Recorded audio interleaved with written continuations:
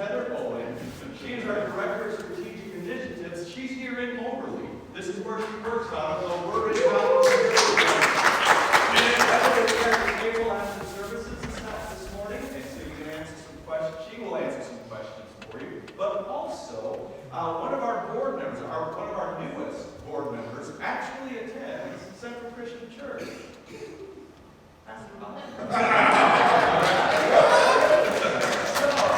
He would also be able to help you get in touch with us or answer some of the questions, because I love his energy.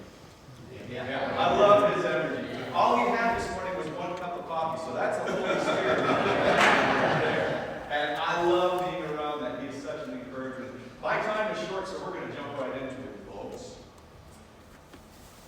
As prisoners sit in their cell, one of the haunting questions they ask is this: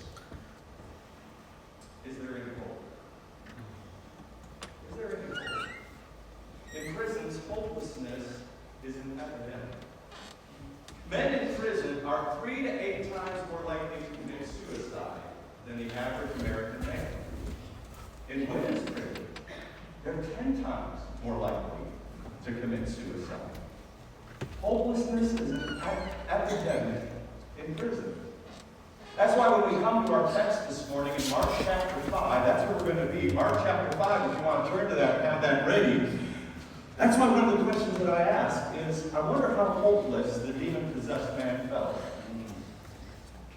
His life is in total chaos. Things are out of control. What happened?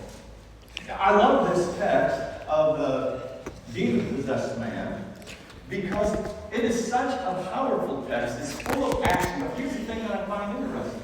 This story is in 3 of the 4 Gospels. Matthew, Mark, and Luke all tell this story. They each tell it from a little different facet. In fact, it's Matthew who tells us that the demon-possessed man was violent. Luke tells us he was naked. I still don't know what to do with that. But Mark is the one who gives us the greatest detail about this story.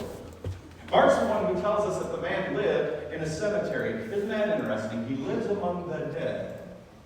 It's also Mark that tells us that he was destructive, that he was cutting himself. And he could be heard in the cemetery with a loud, terrifying voice. The community lived in fear of this out-of-control man. And understandably, they tried to restrain him. I don't know who it was. My imagination causes me to think that the community leaders who went out to get this man and put him in handcuffs and in shackles, my guess is they looked like Bobby and probably like my friend Janelle over here, big guys. Because this guy was out of control. The demons inside him were so powerful. They gave him superhuman strength. Because you remember what happens once they put those chains on him? Remember what happened in the story? He broke the chains. Now it appears, we think, well, there must have been a weak link, and he just... No, what the text literally says is that he shattered the chains. He broke them into pieces. That is the amount of chaos in his life. If the community had their way, they would have had the man locked up, and they would have thrown away the key. We could say it this way: the Decapolis had a crime problem. We have a crime problem here in the United States. Back in 1973, when Armed Prison Outreach was founded, there were 250,000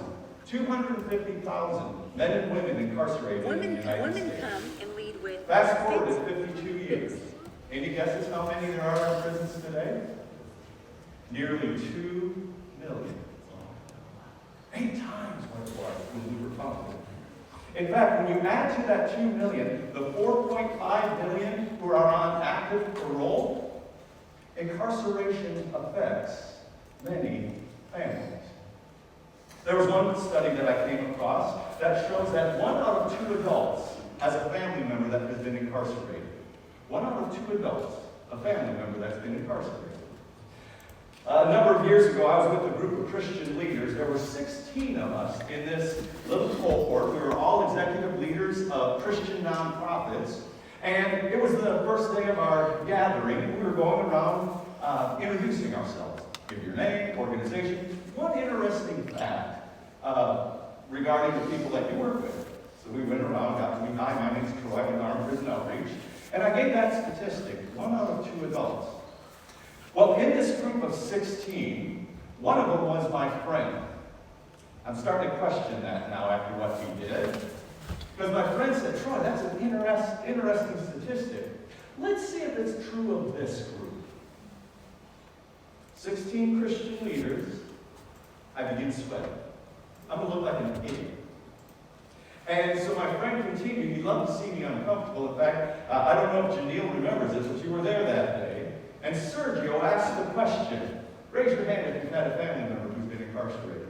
One hand went up, another hand went up. Christian leaders, 8 out of 16 had a family member incarcerated. Incarceration touches many families. And if I were to guess, it would be close to 50% in this room right here. This is an issue in our community. And it's one that God Himself cares about. Prison is a place filled with pain, fear, and like the possessed man in Mark 5, prisoners need help. As we return to the Gospel of Mark, we see that help is on the way. Jesus is walking into the Decapolis, and the text says, while he is far off, the demon-possessed man begins to run at him.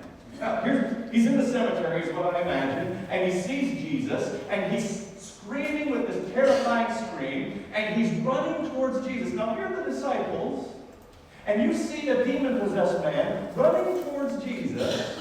What do you think he's going to do? Not Jesus, the demon-possessed man. Attack him. So I imagine Peter grabbing Matthew saying, protect Jesus, and just shoving him toward the demon-possessed man. But here's what's interesting. The demon-possessed man gets to Jesus. That's his church. He falls to his knees. And the text says, he bows. That word bow means adores. It's the word we use for worship.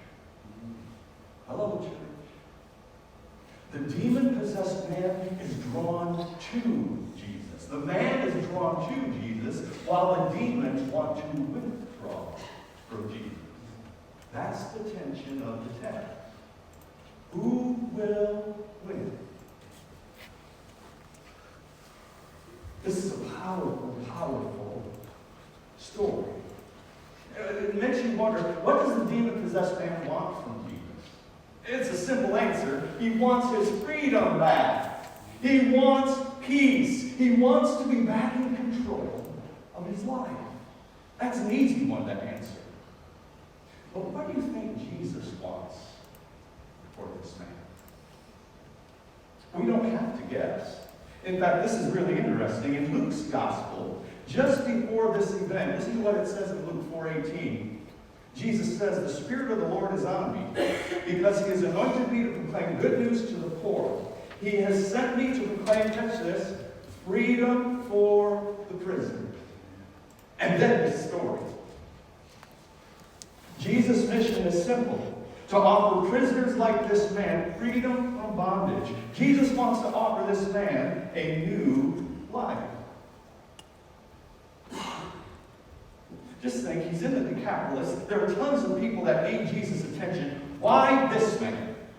Why not just walk past it? Why not just drive past Moberly Correctional Center and take Jesus someplace else? There's a significant reason, church. Because when you get below the dirtiness of this demon-possessed man, when you get below his reputation, when you get below how offended you are by the chaos he is creating in the community, what Jesus sees within this man is the image of God. When I first started at Armed Prison Outreach, I began to read the Bible from Genesis to Revelation to learn all I could about prison. And after reading through the Bible, you know what I never found once? I never found a verse that said, when a prisoner